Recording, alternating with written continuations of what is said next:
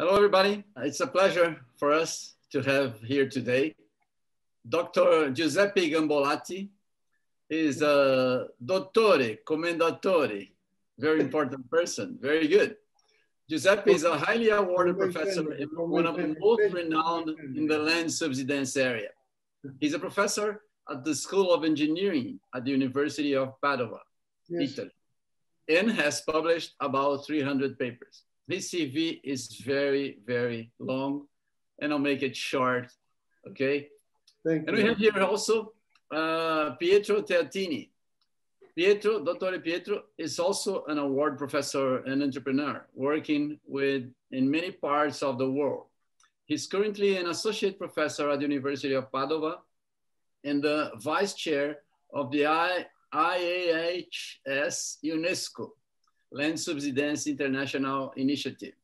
He has published more than 130 papers. Very good. Welcome, both of you. Thank you very much for your help to the Groundwater Project, for the very nice book that you prepared. I've read it all. Very, very interesting. I loved it. It's not exactly my field of expertise, but it's very easily readable and well written. So I think people will have fun learning land subsidence with your book. Thank you very much. So first of all, I'd like you, before anything, you both make a short presentation of yourselves, because not everybody, like people from the other areas, would know what you've been doing and who are you as famous persons in land subsidence. Please, first, Giuseppe. Okay, thank you. I started more than 50 years ago, more or less 50 years ago, in the 70s, with Alan Fries, who is a member of the steering committee of this project. I developed the first mathematical model of the subsidence of Venice. This one. Can you read it? I guess, yes, yes. This was probably the first mathematical model worldwide concerning land subsidence. Land subsidence was a relatively new subject at the time. It was recorded in many sites of the world, but it was very difficult to understand the reason. And we contributed to understand why pumping water was causing the land to subside. And we applied, we developed and applied this model to predict the subsidence of Venice. Venice was a city that was sinking at that time, even before. So I started with Alan Fries, and that was my area. I was linked to that area. I did not leave that area anymore since then. And then we had a collaborator, like Pietro Teatini, was a student of mine later. And this problem is becoming more and more important worldwide. And this is why we did not stop studying this problem. And we decided to accept the invitation by Alan Fries to join the Groundwater project and to write the chapter of the book you were saying before. Thank you, Pietro. You, please. Yeah. Okay, I'm Pietro. Okay, I studied in the University of Padova, and I made I take my master degrees with Professor Giuseppe Gambolati. So I start working with him since the 90s, and then we are still continuous working together on these topics of land subsidence. So land subsidence is really our main field of research, not only due to groundwater pumping, but also related to other fluids removal. For example, hydrocarbon is another issue that can generate land subsidence, but also land subsidence due to natural processes such as consolidation, or also in peatland. Also peatlands suffer a lot of land subsidence. And okay, I'm associate professor here of hydraulic engineering, and we are still working on these topics, not only in Italy, but also in other countries worldwide. So we collaborate a lot with the Chinese people, because in China, this is really a big issues, but also in Latin America, especially in Mexico. So Mexico City, and not only, but all these cities are really threatened significantly by land subsidence. Good, thank you. So what exactly is land subsidence and how does it occur? Why is groundwater important in this phenomenon? Well, land subsidence is due to the extraction of water, because the pressure of water helps to keep up the land. When you subtract water, you cause a depressurization of the water body, and as a major result, the land settles. And this occurs in many places of the world. Especially, it is especially dangerous in coastal areas, because it is combined with the elevation, with the rise of the sea level, and the lowering of the land can produce important flooding of this area. And this area are inhabited by many millions of people. If you look around the world, you see that there are many coastal areas which are much inhabited, with many people living there. And this is really a very dramatic and important problem. And especially so in the developing countries, especially.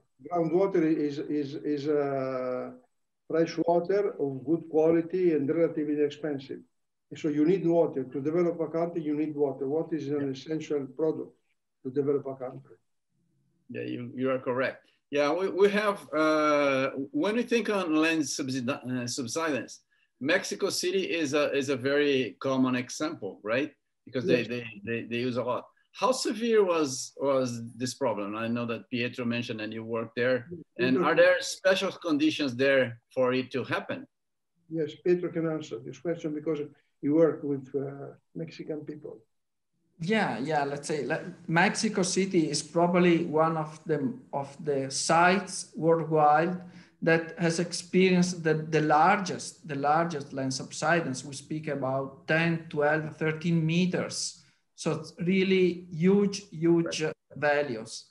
Yeah. And this is due to the fact that they have a shallow soils made of clay, and this clay is extremely compressible. So when they pump water from the aquifer system, they cause this depression also, or the pressure decrease also in this extremely compressible clay units, and this causes significant land subsidence. The problem is not only in Mexico City, but all the cities that are located in this trans-Mexican volcanic belt. So in central Mexico, Querétaro, Celaya, Aguascalientes, there are really a lot of cities that are suffering meters of land subsidence. And the problem there is, of course, it's not a problem of flooding, or not only a problem of flooding, because all these cities are located more than 2,000 meters high. So it's not a problem of flooding due to the sea, but the main problem there is that this land subsidence, of course, cause some, it's due to the geological settings of this area. It's characterized by very large gradient in the displacement. So they have big problem of earth fissuring and differential deformation, with a lot of damages to the houses, to the buildings, to the streets, and so on. So this is the main problem. And this due to the fact that those areas are on this volcanic belt. So there is a very faulted area, and the groundwater pumping cause reactivation of these faults, and this reactivation does not generate seismic event in that case, but generate these strong differential settlements that significantly damages the infrastructure in the cities. Amazing. Just one point for those who are not familiar, because usually you extract water from, not from the clay, clay formation. Of yeah, of course. How is it affected by the groundwater? Because it is embedded between the aquifer. Yeah, it is embedded between the aquifers. Yeah, this and also on the top of the aquifer system.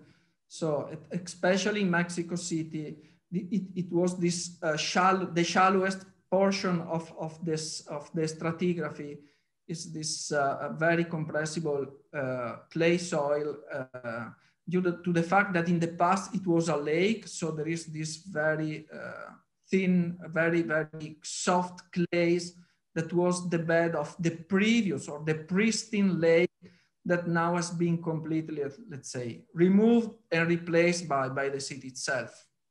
Okay, interesting, interesting. In your book, you have a very good historical overview, and we see that the evolution of the knowledge of land subsidence is somehow recent.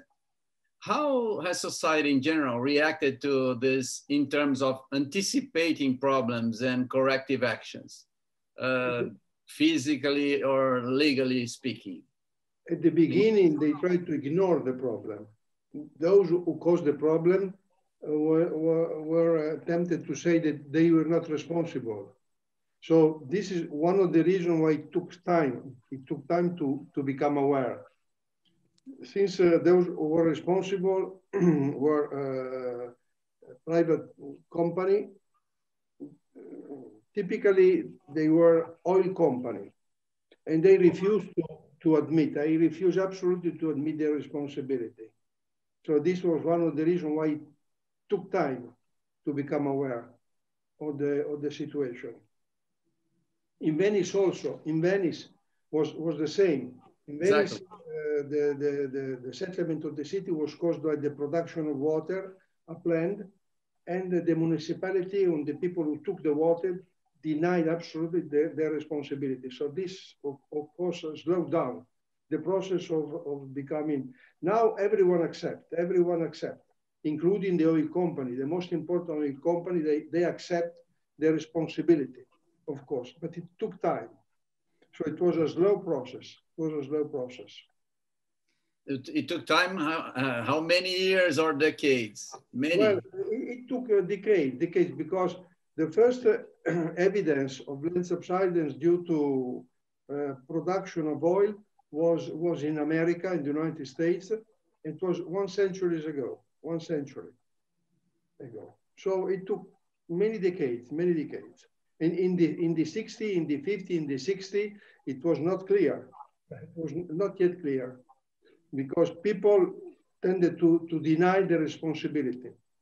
Although they had a big responsibility, they tempted to deny them. And since they were important from economical point of view, but also from technical scientific point of view, this is incredibly slowed down the process of recognizing their responsibility. Yeah, so that's typical, right? When big money comes into play, that's usually the case, right? Yes, interesting. But in Venice has a similar situation to Mexico City, also soft clays, and the water was not as soft as in Mexico, because the land subsidence in Venice was much less. Okay. Was few 10 centimeters, while in Mexico was meter. So big difference. But of course, Mexico City is 2,000 meters high, and Venice is just at the sea level. So the consequences. A very different situation, exactly. Yes. Yeah.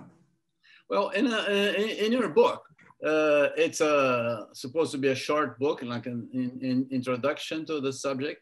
The equations, I see that they were well presented. So a beginner may feel comfortable with the equations and to understand the problem. Would you suggest some further readings for them with respect to the equations, or you think the book would cover it all? I would say that on first approximation, 95% of the problem is covered by this, let's define it simple theory. 95, maybe 5% the problems require some more on-depth knowledge. So I would say between 90 and 95% will be covered by our simplified theory. Yeah, but it is. I like it. It's quite well covered. Yes, very good. Very good. Most of the problems are represented by this theory. Most of the problems of groundwater problems. Oil extraction, it is a little bit more difficult, oil extraction, but groundwater is okay for groundwater. Well, when we talk about land subsidence, we have to think about monitoring, right? Because we have to measure things. So satellite measurements and monitoring are widely used today. How reliable and expensive are they? And how and when to use them properly, please? Pietro is a specialist of that. Yeah, since the early 90s, okay, with this new methodology that it is now called SAR interferometry, so interferometric processing of radar images taken from satellites. They really changed the world of measuring and monitoring land subsidence. They really open a new era, we can say, in monitoring and understanding that more or less each portion of the world is moving, is not fixed. And so right now, using this methodology, we can really check every part of the world, every cities of the world without going there. And so it's becoming really, really popular. In terms of accuracy, it's very accurate. So it seems impossible, but we can measure the movement of the land surface from satellites that are located at about 800 kilometers in the sky. And we can measure the movement with accuracy that are on the order of few millimeters. So it seems unbelievable, but it works like this.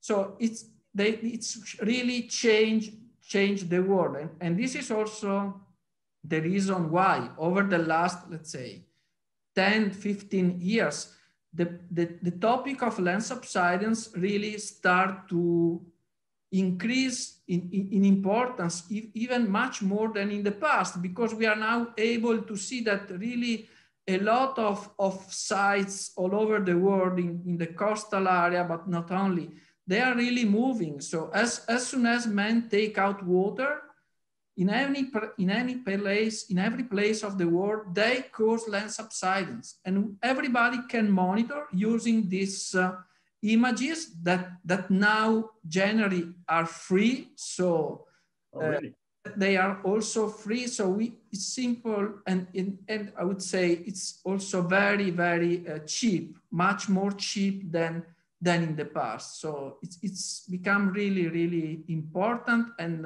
also very, very accurate measurements. That's very good. And how and when to use them? How can you use them for?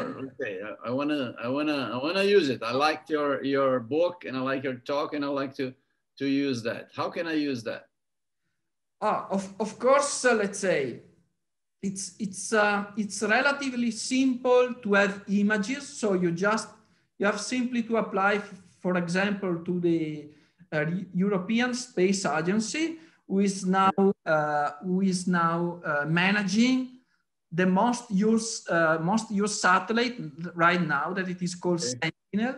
It's for free, so you can simply apply to them and ask for images because you want to monitor that specific sites.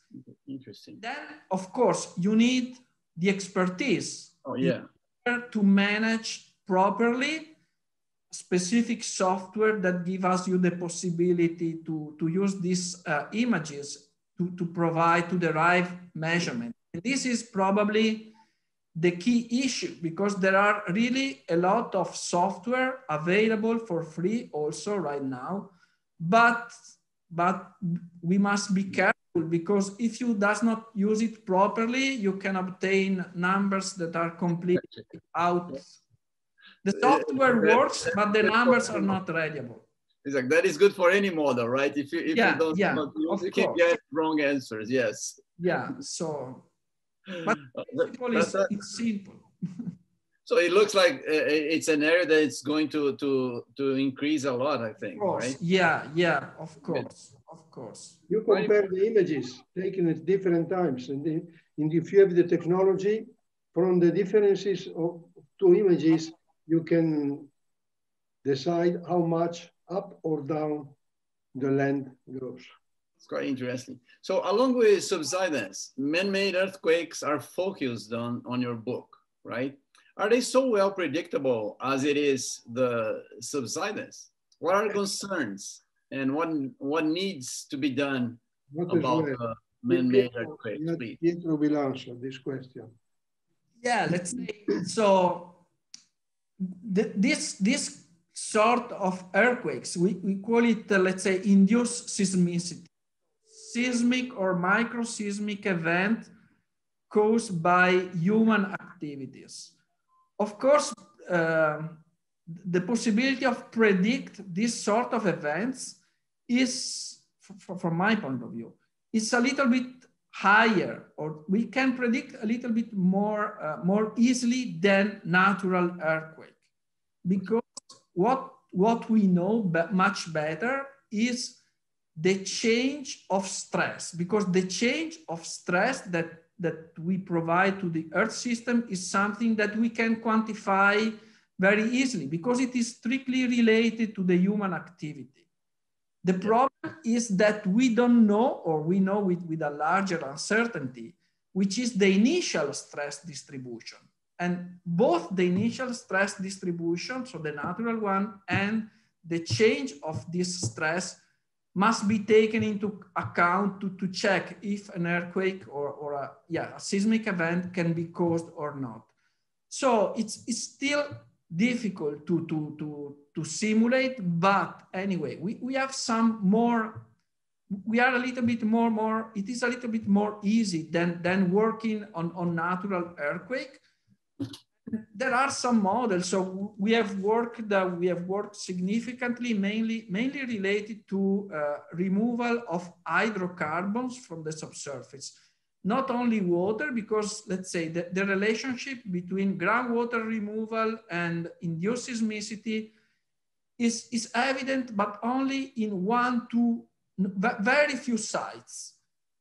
Because instead, in relation to hydrocarbon production, so to the removal of hydrocarbon, the link between the two events is much more, let's say, much more common.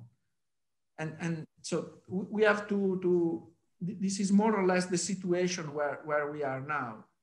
Interesting. I have another question for you. Well, nowadays, we are because we're talking about climate changes.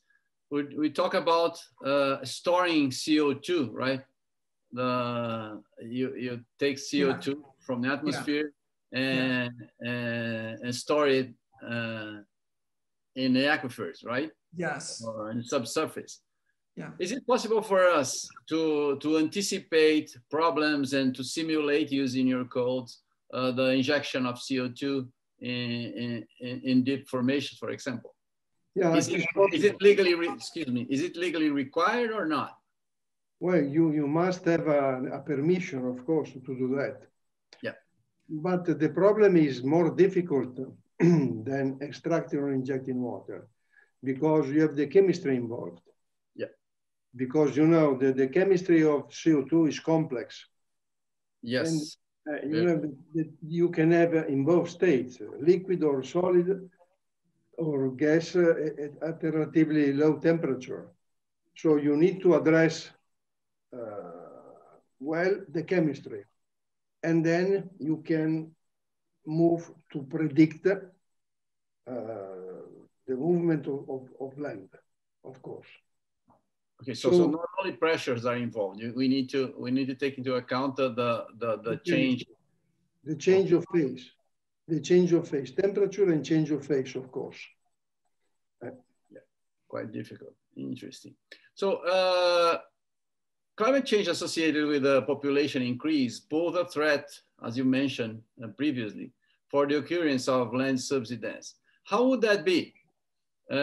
Is it a big threat or minor, the climate change for us, for land subsidence? Because climate change combines the effect of land subsidence, of course. If the sea rises and then and the land settles, the effect is combined, of course. Yeah. So climate change can exacerbate the problem, can make the problem more difficult, of course. But it is unrelated. There's no relation between climate change and land subsidence of anthropogenic origin. Of course, they combine the effect, but climate change does not influence directly the land subsidence. Okay, would be only more to the coastal regions if with the ocean rise. More, yes, of course. Okay. Yeah, let's say there could be some more strict relationship if we consider, for example, the fact that climate changes will also change, for example, the precipitation distribution and frequency. So in some part of the world, precipitation are reducing, or the effective precipitation, so the amount of water that can really enter into the subsurface system is changing, and it seems to be reducing. And this, of course, means that on the long term, some effect in terms also of land elevation could be caused. But let's say it's not directly related to human activities. There is something in the middle, and it's not really still, so it's much more complex to be evaluated. And it is an indirect effect. An indirect, yeah. Indirect relation. Okay. I have a doubt. Well, we work a lot with people with monitor aquifer recharge, right? Mm-hmm. Well, there is a clear imbalance between water extraction and water being recharged to the aquifer. Yeah. So in the world, you see lots of groundwater being extracted, but very little programs or projects where you put the water back, right? Yeah. So I was thinking on reading your books. Of course, you've seen lots of places like Shanghai, you mentioned, right? It's a big problem of land subsidence there. And in Germany, we have many places, right? Mm-hmm. Mining operations in the past. Wouldn't be important for us to recharge aquifers in general? Like if we have a concern worldwide that we could raise, that people started replenishing the aquifers. For future generations, this would be important. But then we will have to think on the control of the pressure so we don't create more problems. Because we'll get to there soon about when we talk about Venice in the next question. So is it, what do you think about that? If we need to recharge more, should we care for controlling the land subsidence or the land elevation in this case? Well, usually replenishing the aquifer does not have the goal of raising the land. Yep. It is the goal of making more water available, of course, exactly. In the future. But as a side effect, you have the problem of expanding, so raising the land also. So maybe in the future, this may become a technique to raise the land, probably. But not for the time being, vero Pietro? Yeah, let's say right now, manage aquifer recharge is really important to store more water. Store more water. This is really, really important. And there are several cases all over the world that demonstrate the effectiveness of this methodology. Even though there is some, of course, there are some problem related to the fact that you need to store water that is high quality. So we don't know to contaminate the water that it is already in place. And this is really a big issue. So this is probably one of the fact that up to now has reduced a bit the number of sites where managed aquifer recharge is really done. For example, in Italy, we know that there is a legislation that does not allow to do it so easily. So it's not really straightforward. So also the legal aspects takes really a big part, and this change from countries to countries. So there are countries where this is can be more easily done. Other countries, and this is Italy for sure, where even though it could be very important anyway, it's up to now it's not possible, or there are a lot of restriction in order to use it. So this is the issue now. Yeah, but then if it starts, we'll have to consider the land elevation as well, depending on the amount of water that is restored, right? Yeah. If this can help, I don't think it's too much. At least in Italy. Probably in other countries it could be an issue. For example, you say in Shanghai, for sure. Yeah. In Shanghai, they really inject or recharge aquifer. They have recharge aquifer to stop land subsidence. So the main goal there was really to stop subsidence. But they use tap water. So they really use the same water that distribute to the population. They use the same water to recharge the aquifer. So it's clean water. It's tried. Really clean. But this can be done in China. I think only in China, where the economy is so is going so fast that this can be done. Probably in any other places in the world right now, let's say tap water or very good high quality water can be used only to stop land subsidence. So it's really, let's say, an issue, right? Yes, it's not Yes, cheap. We have some other examples. For instance, in the United States, to stop land subsidence due to oil extraction in California, they inject water. For instance, that was in the 50s or in the 60s. Yeah, and they stopped it really, but was not to raise, to stop the sinking. To stop the subsidence, yes. Yes, to stop the subsidence. Interesting.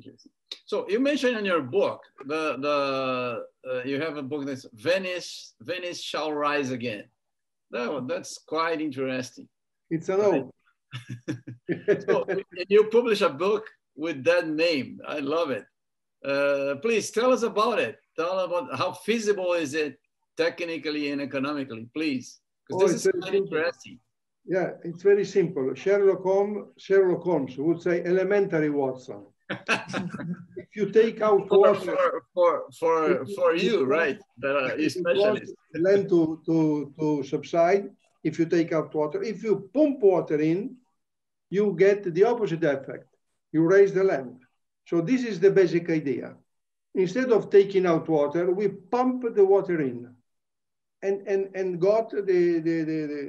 get the exactly opposite, the razor blend. This is the idea about our project to raise Venice, to inject seawater into salty aquifer, deep salty aquifer.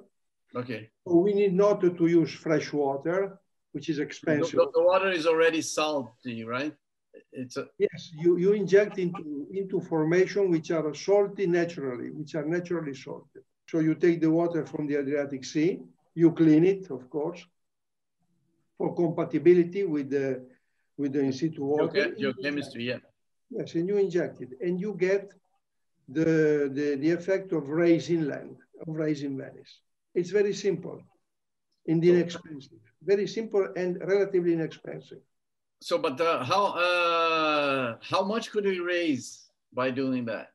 30 centimeters. 30? Yes. That's quite a lot.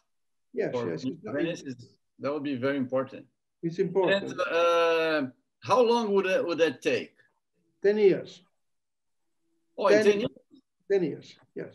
That's not that bad. How many, you have an estimation on how many wells would be necessary to do that? Well, 12 wells around Venice. 12 wells. Encompassing the city of Venice, 12 for 10 years. And the cost would be 2-3% of the cost of MOSE. You know MOSE? Yeah. The project of the barrier, 2 or 3% of the cost of MOSE. Jesus. Much less. And this was probably one of the reasons if it's why, cheap. If yes. it's cheap, politicians are not interested, right? No, they are not in. It's too inexpensive. You have to make a higher price so they get interested in it, right? Yes. So, what about Shanghai? Is it working? It stops the sinking, or it's raising back again? Do you have information? No, let's say, yeah, mainly they stop sinking because that was the main goal. But there are also some portion downtown where they also experience some small rebound, not very big, but some small rebound. But let's say that they really do not want to rebound the cities. It's really, let's say, the advantages of Venice with respect to other cities such as Shanghai is that Venice is very small. Okay, downtown Venice is extremely small, I would say, compared to Shanghai. So we really need very, let's say, 10, 12 wells. Instead, with Shanghai, 10, 12 wells, you don't. It's nothing compared to the extension of the city. So it's let's say, it's not practical there. But of course, it's important to stop the sinking of the city also there, because also Shanghai is a city that it's more or less at the sea level, or one meter above the mean sea level, and it is a city on the sea also. And so they really, when they understand that the city has lost a couple of meters due to groundwater pumping, they immediately, or in a very relatively short time, they stop, not only stop removing groundwater or pumping groundwater from the subsurface, but also they use the same wells. They convert the same in order to inject. Yeah. And they obtain a very good results there. Okay, but closer to the ocean, wouldn't they inject water from the ocean as well? Because they take the water from the Yangtze River. So it's water that comes from the river. It is clean, and then so it's part is spread to the city for the population, for the usual life, and in part is injected into the aquifer system on a depth that range between 100 and 300 meters. This is more or less the depth of the injection. Okay. So then in Mexico, has them changed something to stop the sinking, or no? Unfortunately, it's very different. There are two big differences between Mexico and China. One is that China is much more rich than Mexico. And the second difference is that in China, they have an option because Shanghai is in a humid region. So they have a lot of surface water. Okay. So they can easily change from subsurface to surface water. And Mexico's not. Mexico is in a more or less arid zone. So they really do not have any other way of providing water to the population. So this is really a big, much more challenges there to stop or to reduce groundwater pumping. Yes, very nice. This is why in Venice, the project would be interesting, because we would take water from the sea. Yes. There's no problem yes, you're going to inject in salt water. That's no difficulty. That's so cheap. That's to why provide water. No difficulty. We have plenty of water available. Yeah, I know. Yes. Yeah. That is a very nice, very neat idea. Should be implemented, because if it's 3%, why not trying, right? Yeah. We have to increase the cost of the project. We must increase the cost of the project. 3% is marginal cost. Come on. Marginal cost. Right? Oh, that's quite interesting. We could talk for hours here. I would like to thank you very much for your very nice book. We're going to make a huge distribution. If you have students that want to publish in Italian, that will be very nice. We can distribute that in Italian as well.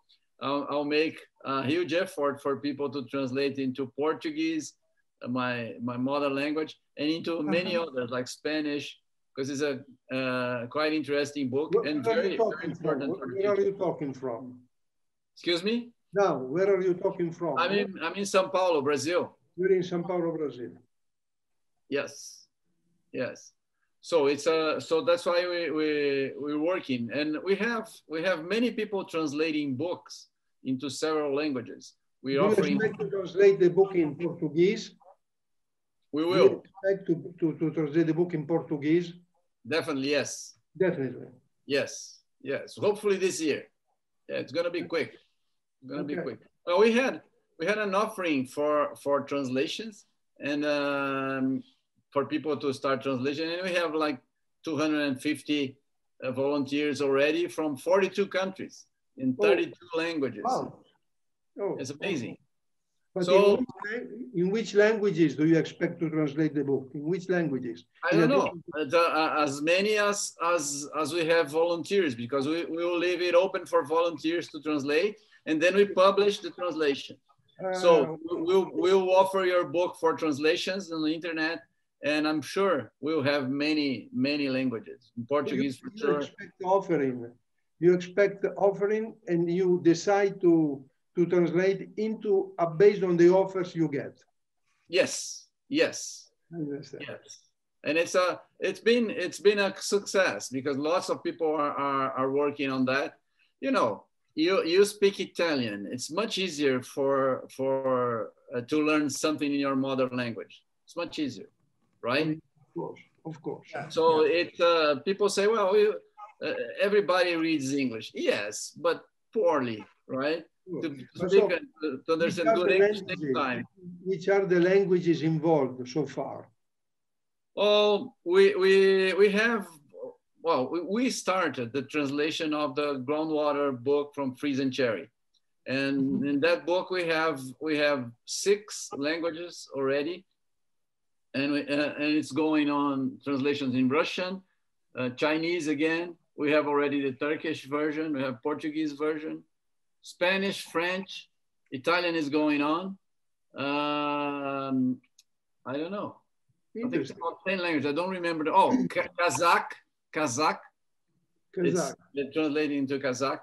But then we have some other books. People offer to translate into lots of African languages. Excuse me? No, you said Russian also. Russian. Yes. Yep. Because they have a good tradition of underground study. They have a good tradition. Yes. Yes. So we'll put an offer of your book for translation, and you see we will have many translations. If you have a student or someone who could translate into Italian, we'll publish and distribute. That helps a lot the learning, because reading in your own language is very good. But do you pay these translators? No. No, we pay the same amount that we pay for the authors. 0. Too cheap. Well, it's a volunteer work, right? Important. I'm not being paid to do that either. It's just volunteer. What can you do? Interesting. It is interesting. So we'll help with that. So please, could you make your final remarks for us, please? Pietro first. Yeah, final remarks. I think that, So we have done a good job, and land subsidence is really, it will become a problem even more, that will affect even more areas worldwide. So I think it's something that we really should have to take into account even more. And for example, the problem that now seems to be coming or to start affecting also is Africa. Africa up to now does not have any or only minor cases, but also there, the population is moving from the countryside to these big capital cities. And this is, when this happens, land subsidence follow, because also those countries are extremely poor, so they do not have any possibility to build up aqueducts, so people will rely only on groundwater. Water, yeah. Water means land subsidence. So unfortunately, I would say it will become a big problem also there. Good, good, thank you. Giuseppe. Groundwater is a very good resource, natural resource, inexpensive and good quality. So if you need to develop a country, you need to have groundwater or to use groundwater. And inevitably, if you use groundwater, you cause the land to subside. There's no other way. So you must take into account both problems. Providing groundwater, but at the same time, trying not to provide land subsidence, which not only on the coastal area, but also on inland areas, you may have a bit of problems, stability of the building and the rupture of the infrastructures. The sewage system, for instance, the sewage system, if you change the slope, the sewage system doesn't work anymore. So there are a lot of side problems, a lot of important side problems, which are connected with the movement of land, a lot of side problems. Pipelines, for instance, you can cause rupture of pipelines. Yes. Lines that they take the gas or the oil to a city. Oh, that's interesting. So it's becoming, when I started to work 50 years ago, it was a minor problem in the general mentality of people. Okay. It was a minor problem. But now it's becoming more and more popular, important problem. Very good. So we hope we can make a good distribution of the book and make people aware of this very interesting problem and very important to understand. You cannot discard it. You cannot use groundwater without discarding the problem, the side effect. You cannot anymore. Now, do you agree, Pietro? Yeah. Okay, thank you very much. It was a great pleasure talking to you, meeting you here today. Thank you very much for your nice book. And I hope it's going to be a success. And I'm pretty sure it will, because it's very nicely written and well prepared. And we'll make a huge effort to make this knowledge available to anyone. Thank you very much for participating in our project. Cooperation with all the books. Excuse me? All the authors of all the books? Yep. Okay. Yep. I'll send you the links. Okay. Thank you. Thank you. Thank you very much. Take care. And I'll meet you in Italy one day soon. Okay. Okay. Take care, guys. Bye. Thank you. Bye.